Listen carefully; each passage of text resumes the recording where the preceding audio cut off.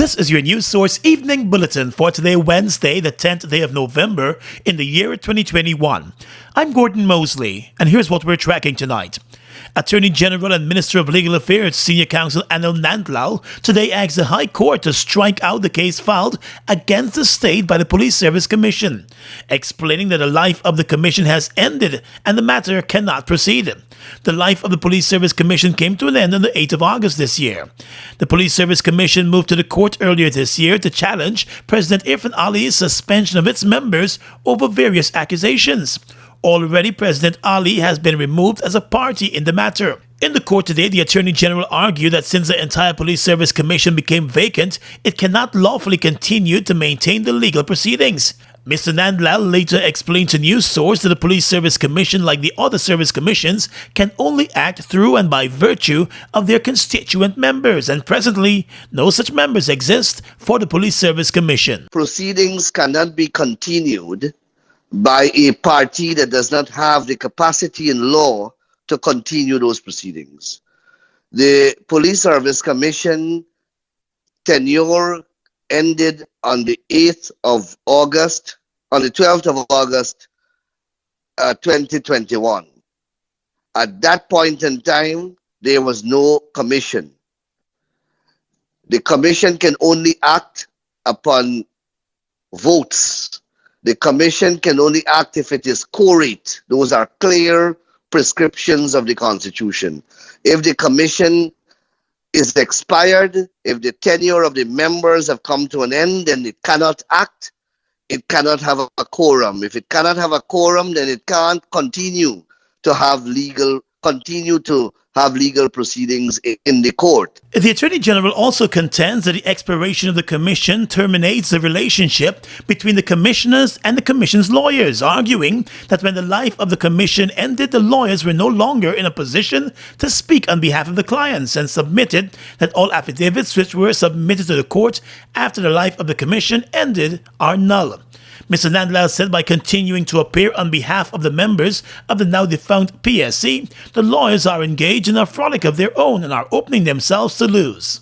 The lawyers who are involved, their continuation can only continue to partake in the proceedings if they have the authority of a client to do so.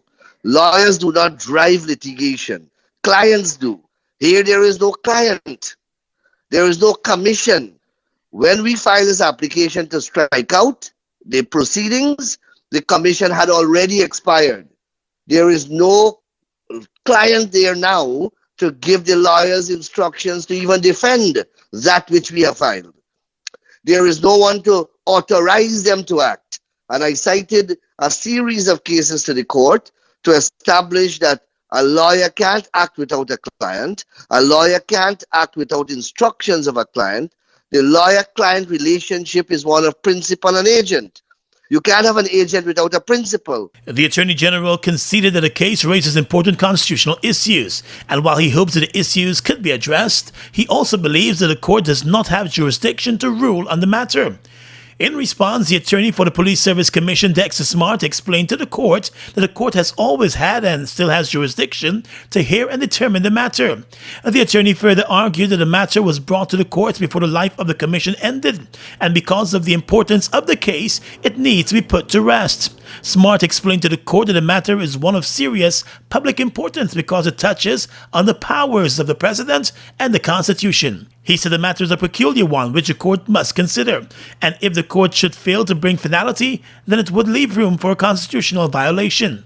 Parties in the matter could not reference a case that was similar in nature to buttress their arguments. Justice Jinu Pusad has reserved his ruling until January of next year to allow time for further submissions by the parties. More news coming up in just a moment. It's been a long time coming. Overdue, some might say. But now that it's here, it will change life forever. And it is here to stay. The future is now. Transforming Guyana into the 21st century. Introducing GTT Fiber. Experience internet connectivity like never before. Speeds you deserve at prices you can afford from a name you can trust. Sign up today. GTT Fiber is here. GTT. Together, we rise faster. The light on your face, no mask will hide. Feel the joy burn deep inside. Let's have a great Christmas this year. You, me, and Republic Bank, my dear. Whatever you need, light up your Christmas with Republic Bank and get a chance to win $825,000 in cash prizes. Plus, get a chance to give a family a Christmas hamper in your name. Log on to republicguyana.com for more details. Let's light up Christmas. Republic Bank, we're the one for you.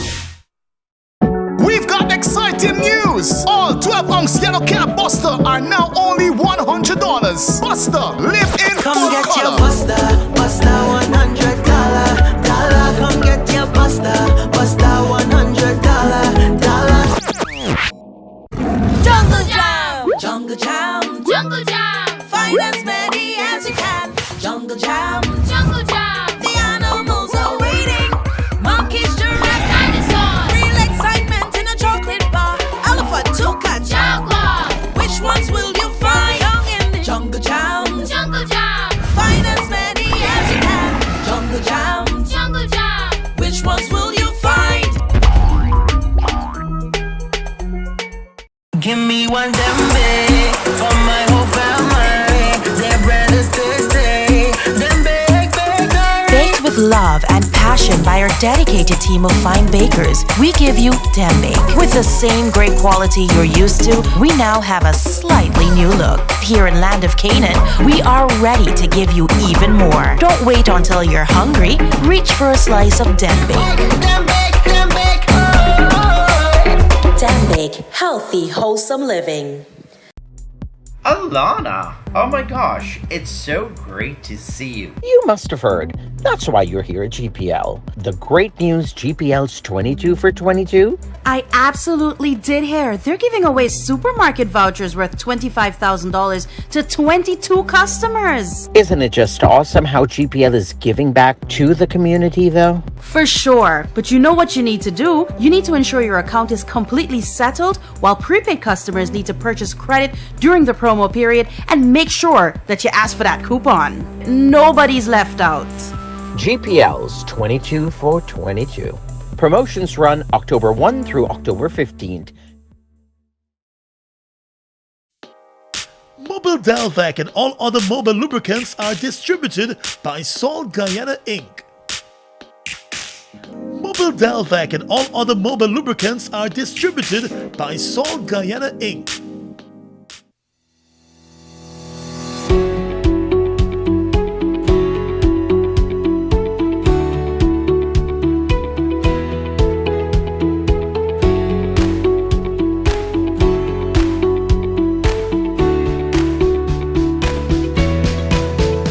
Let GBTI make your dreams of owning a home a reality. Buy or build your home with us. Let us help you to completely outfit your home and make it move-in ready. Need to purchase land? We finance that too. Benefit from our 10% down payment and interest rates as low as 4.25%. Calculated on the reducing balance with up to 30 years to repay. Switch your mortgage to us and learn about benefiting from the equity in your home. Invest wisely. Apply online or call your branch to schedule an appointment. GBTI, we see Guyana through your eyes.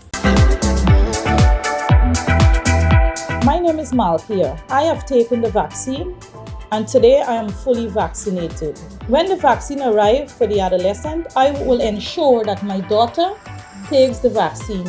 We all know that COVID is real and I want her to be safe and protected. Parents, I encourage you to have your child vaccinated.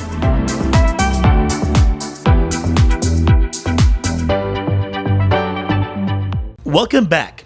The Guyana Elections Commission has voted down a motion seeking to have an independent panel shortlist the applicants for the top GECOM jobs before the commission makes its final choice.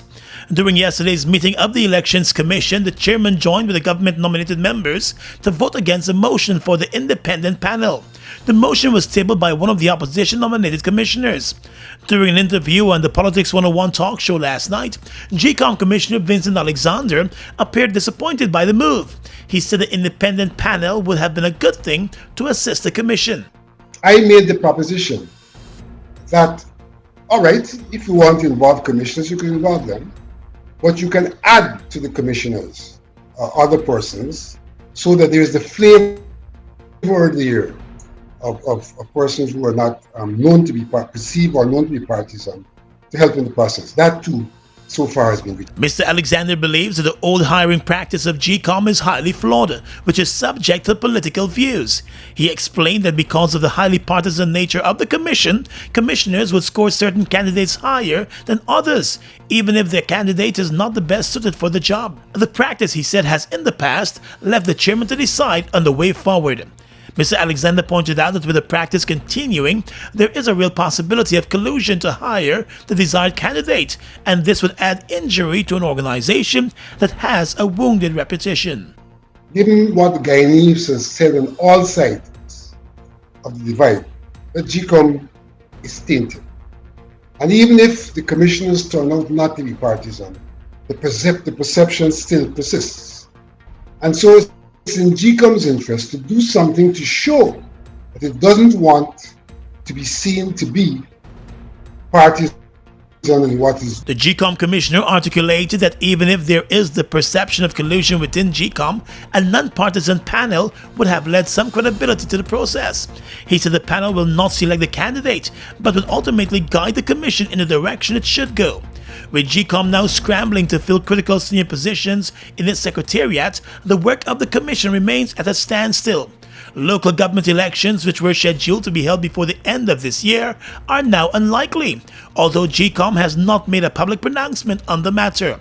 A few months ago, GECOM terminated the contracts of its chief election officer, his deputy, and the Region 4 returning officer, after the government-nominated commissioners tabled a motion to terminate those contracts. The three officials, Keith Lowenfield, Roxanne Myers, and Clement Mingo, are currently before the courts facing various charges of misconduct in public office and allegations of fraud related to last year's general elections. They have all denied all of those charges. Health Matters report now there has been a significant drop in the number of positive COVID-19 cases in Region 4. And the Health Minister, Dr. Frank Anthony, is attributing that to the high level of vaccination in the region. Since the start of the pandemic in Guyana more than a year ago, Region 4 has been recording the highest number of positive cases in the country. But that situation has now changed, and the Minister of Health now foresees herd immunity for the region soon. In Region 4, we have very high uptake of first dose, still lagging behind in second dose. But if the trend continues as we're seeing, the second dose would go up in Region 4. So Region 4 is on its way to getting closer to herd immunity. The minister also believes that the Delta variant of the virus is also subsiding in the region because of the vaccination rate. On the other hand, he explained that Region 10 is a far way from achieving herd immunity because of the low vaccination rate in that region. This, the minister explained, will create a situation where there are regions where citizens are fully vaccinated and other regions where citizens are unprotected. He believes that could create a situation where cases, hospitalizations, and deaths will increase in those regions. People who are coming into the hospital now are predominantly people who are unvaccinated. So the unvaccinated, they are getting a more severe form of the disease, and they're ending up in hospital. And of those a subset of them, the disease would be so severe that they're dying from COVID. While there has been an increase in the number of persons taking the COVID-19 vaccines, there still seems to be hesitancy by many persons, especially those between the ages of 18 and 40. As of yesterday, 388,444 adults received at least one dose of the COVID-19 vaccines. That represents a 75.7% of Guyana's adult population, while 255,650 adults are now fully vaccinated, representing 49.8% of the adult population. It was also reported that 38.5% of children between the ages of 12 and 17 years have received one dose of the Pfizer vaccine, while 26% of them are fully vaccinated. Well, despite the COVID-19 pandemic and its effects, the Finance Minister, Dr. Ashley Singh, believes the tourism sector is poised for takeoff with the construction of a new $32.2 million Hyatt branded hotel, which will be constructed in Providence on the east bank of the Demerara. During the salt-turning ceremony today for the hotel, the minister said while Guyana's tourism potential has long been recognized, the major investment is testimony to the country's economic potential. It's an open secret that international visitors coming to Guyana can't find a hotel room. We have international delegations saying to us they cannot get a hotel room.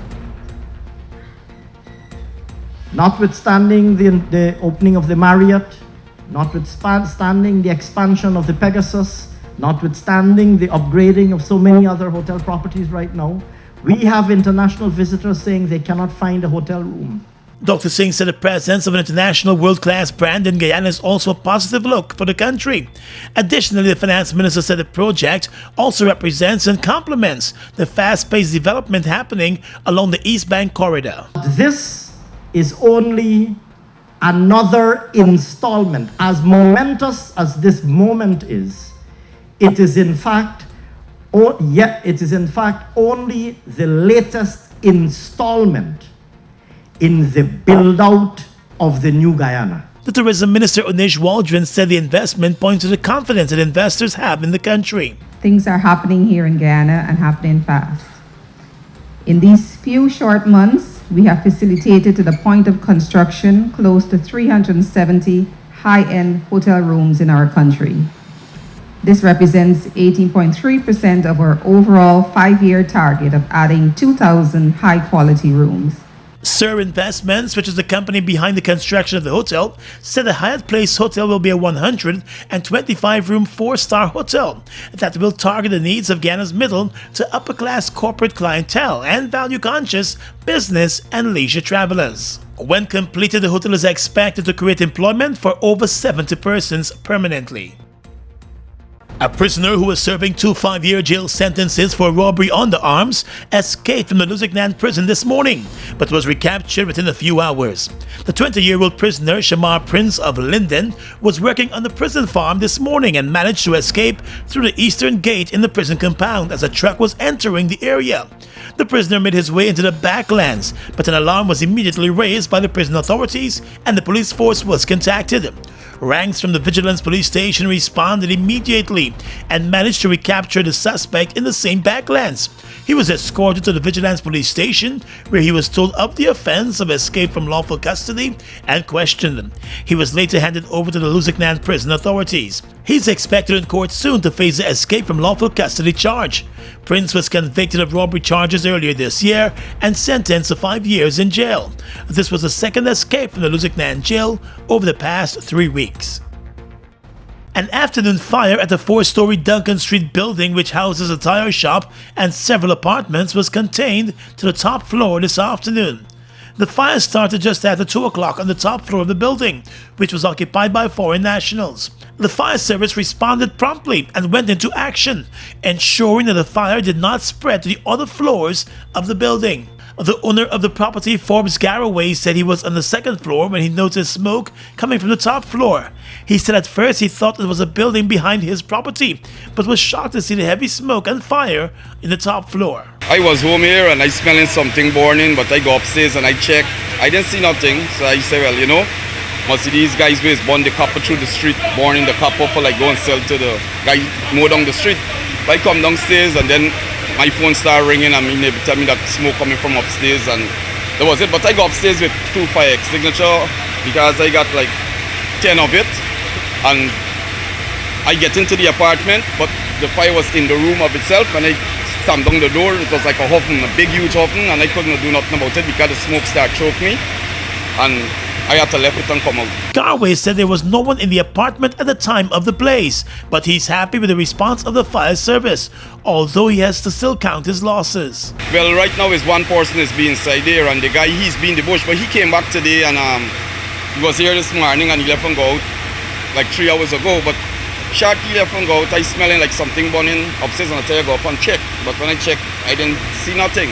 So I come down back, and then my neighbor called me, tell me fire upstairs, smoke coming out from upstairs. When I go upstairs, and I go up with the fire extinguisher, The smoke was too much for me, so I had to just left it and come out because it started choking me actually. The entire top floor of the building was gutted. Divisional Fire Commander Andrew Holder said the cause of the fire is still to be determined, but he promised a detailed investigation. He said the fire service initially faced some hiccups in sourcing water to douse the blaze. The closest water source to here is somewhere way on, I think, Duncan Street, which is a considerable distance away from here. We tried getting water from a canal. Within minutes, that was exhausted. Fire hydrants were non-functional. The fire service is currently in the mode of inspecting and operationalizing fire hydrants throughout the city. But I must say today, the fire hydrants failed us. The fire commander said there is also a need for high-rise buildings to be properly equipped and fitted to deal with fire emergencies. I continue to stress the need for proper fire protection in high-rise and semi-high-rise buildings in terms of fire extinguishers, smoke alarms, and to some extent, water sprinkler systems. This evening, the investigation into the fire continues. Farfan & Mendes is committed to promoting development through quality, service, and integrity. Customers are guaranteed genuine products, reliability, and excellence in service. Their corporate head office at Providence affords you the added convenience of a spacious showroom with secured parking. Farfan & Mendes continues to offer their valued customers a wide range of genuine and affordable German-engineered equipment. They're leading the way in clean, green alternative energy solutions with industry-leading brands of solar equipment. So visit their showroom at Providence and enjoy efficient and courteous service. Farfan & Mendes, offering you solutions you can depend on. Mobil Special and all other Mobil lubricants are distributed by Salt Guyana Inc. Mobil Special and all other Mobil lubricants are distributed by Salt Guyana Inc. It's one of your biggest goals, getting your own home, where memories are made, where happiness lives. You may feel that home ownership or renovation is beyond your reach, but we at Republic want you to know that there's always a way. Ask us about our suite of mortgages. Let's help make your housing wishes come true. Or advise on how the equity in your existing home can finance other dreams and goals. Call or go online to learn more. We've got exciting news! All 12-ounce yellow cab Buster are now only $100. Buster, live in Come full get color. your Buster, Buster $100. Come get your Buster, Buster $100. We are legions of men standing strong, but never too proud to stoop and help someone. We must send a clear signal to all. Do right, walk in upright ways, knowing that's what being a man is all about. And ever aware that things will only get worse when good men do nothing. Stand strong, be the one to live right. It's been a long time coming. Overdue, some might say. But now that it's here, it will change life forever. And it is here to stay. The future is now. Transforming Guyana into the 21st century. Introducing GTT Fiber. Experience internet connectivity like never before. Speeds you deserve at prices you can afford from a name you can trust. Sign up today. GTT Fiber is here. GTT. Together, we rise faster. Fuel it up and drive, super 95. Tune up. Fuel it up and drive, super 95. Tune up. Protect your fuel system, boy. High mileage and performance, boy. Guyoil Super 95 gasoline gives you more reasons to drive and is available at 56 service stations nationwide. For affordable price, high performance, and high mileage, choose Guyoil's Super 95 gasoline. Fuel it up and drive.